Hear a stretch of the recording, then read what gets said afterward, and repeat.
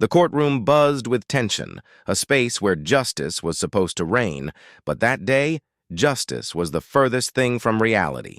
A black woman stood silently at the defendant's table, her head held high despite the storm of prejudice crashing down around her. Suddenly, in a shocking display of power and arrogance, a police officer raised his hand and struck her across the face, inside the very halls of justice. Gasps echoed through the room, but what followed moments later would leave everyone speechless. Because within seconds, that same woman wasn't standing in chains anymore. She was taking the judge's seat.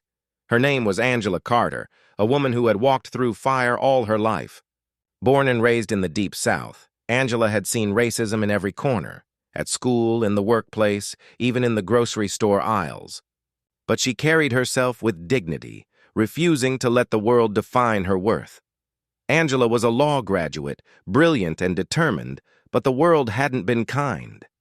She worked twice as hard to earn half the recognition, often ignored in law firms, while others with less talent were promoted above her. Still, she persisted, her dream unwavering, to one day sit in the very seat that symbolized fairness and justice, the judge's chair. But fate had its own plans that morning. Angela wasn't entering the courtroom as a respected lawyer or a candidate for a high bench. Instead, she was there as a defendant, accused of contempt for speaking out against misconduct within the police force. It was an attempt to silence her, a desperate effort by those who feared the truth she carried. The courtroom was packed. Whispers spread about the bold black woman who dared to challenge authority. The prosecution smirked, believing they had already won. And then, as the bailiffs moved closer, the line between law and abuse blurred in a single violent moment. The officer's slap wasn't just physical, it was symbolic. It was a reminder of centuries of oppression, a message meant to put Angela back in her place. But what he didn't know was that Angela had prepared for this moment her entire life. The room erupted. Some gasped in horror, others looked away as though violence in a courtroom was nothing unusual. Angela stood frozen for a moment, not from shock, but from the deep fire igniting inside her. She refused to crumble. The judge on the bench, an older white man known for dismissing racial complaints, barely reacted. He adjusted his glasses as though nothing out of the ordinary had occurred. That silence, the silence of authority, cut deeper than the slap itself. Angela's story wasn't just about this courtroom. For years, she had been gathering evidence of corruption within the police department. She had files, testimonies, and even recordings of officers abusing power and targeting minorities. Her speaking out wasn't reckless, it was strategic. And now, in the middle of her own trial, everything was being pushed into the spotlight. The spectators, mostly from marginalized communities, leaned forward. They had seen injustice countless times, but something about Angela's composure gave them hope. Her eyes didn't lower. Instead, she looked directly at the officer who hit her, and then at the judge who allowed it. As her lawyer, a nervous young man unprepared for the storm, fumbled with papers, Angela quietly realized that this trial wasn't just about her. It was about every black person silenced, every woman told to stay quiet, every victim erased by an unjust system. The rising tension became unbearable when whispers began circulating. Angela wasn't just another defendant. She was actually nominated for a judgeship in another county, and the decision on her appointment was pending.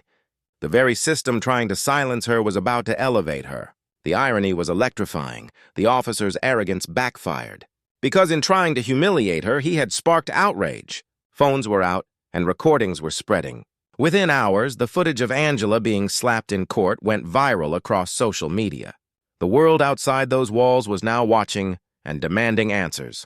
The next day, the courtroom was unrecognizable. Reporters lined the hallways, activists filled the seats, and every camera pointed at Angela. Overnight, the story had exploded into a national scandal. Questions flooded the headlines. How could a black woman be assaulted in open court? Where was justice when the justice system itself was guilty? Angela walked in with quiet power. The officer who had struck her now stood suspended, his arrogance gone, his future uncertain.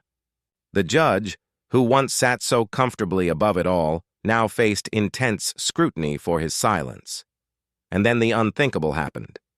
A messenger entered carrying a sealed letter. The court paused as it was handed directly to Angela's lawyer. The judge frowned, demanding an explanation. The lawyer stood, voice trembling but steady enough to announce, Angela Carter had officially been confirmed and sworn in as the newly appointed judge for another district. The room fell into stunned silence. Just hours before, she was treated as a criminal. Now, she was walking toward the very seat of power, her robes waiting. The symbolism was breathtaking. Angela didn't gloat. She didn't shout. She walked past the officer, past the prosecutor, past the very system that tried to break her, and took her rightful place on the bench. The same people who had laughed at her now stood in disbelief, forced to reckon with a truth they could no longer bury. The slap that was meant to silence her became the very spark that ignited her rise. As Angela adjusted the black robe over her shoulders, a heavy silence lingered in the room. Every eye was locked on her, not as a defendant, not as a victim, but as a figure of authority. The irony was undeniable. Yesterday, they had tried to reduce her to nothing. Today, she was the very embodiment of justice. Angela began her duties swiftly, signing the first orders from her bench. Her voice carried not anger but conviction. She reminded the room that the law was not a weapon for the powerful, but a shield for the vulnerable. It was a message not just for those present, but for everyone watching across the nation. The officer's trial loomed ahead. The corrupt judge who once ignored injustice now faced an investigation himself. And for the first time in a long while, the people in that courtroom, especially the black families who had suffered silently, felt a spark of hope. Angela's rise wasn't just about her personal victory. It became a rallying cry. Community leaders, young women of color, aspiring lawyers, all pointed to her as living proof that no system could permanently bury the truth. The video of her transformation, from being slapped to taking the judge's seat, circulated worldwide, sparking debates about racism, power, and change. In the end, the lesson was clear. Authority doesn't lie in a uniform or a gavel. It lies in integrity, resilience, and the courage to rise after being struck down. So I'll ask you this. When injustice tries to silence your voice, will you stay quiet, or will you rise to claim the seat meant for you?